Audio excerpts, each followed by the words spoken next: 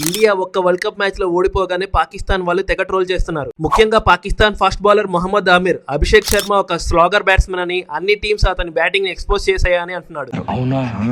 2010 లో spot fixing చేసి international మీడియాకు అడ్డంగా దొరికిపోయి 5 years బ్యాన్ అయిన వీడు కూడా అభిషేక్ పర్ఫార్మెన్స్ గురించి మాట్లాడేవాడయ్యాడు అని నేను ట్రోల్ చేయట్లేదు భయ్యా. ఫ్లిప్కార్ట్ వాళ్ళు రోడ్ల పక్కన పెద్ద పెద్ద హోర్డింగ్స్ పెట్టి ట్రోల్ చేస్తున్నారు.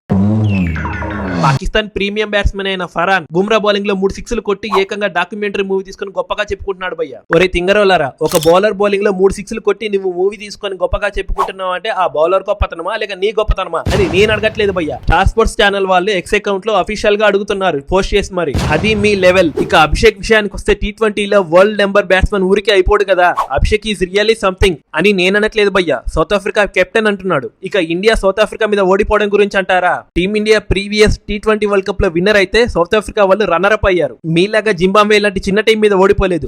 ఓ సారీ, ఇప్పుడు జింబాబ్వే వాళ్ళు కూడా మీకంటే బాగా ఆడుతున్నారు కదా, మర్చిపోయా.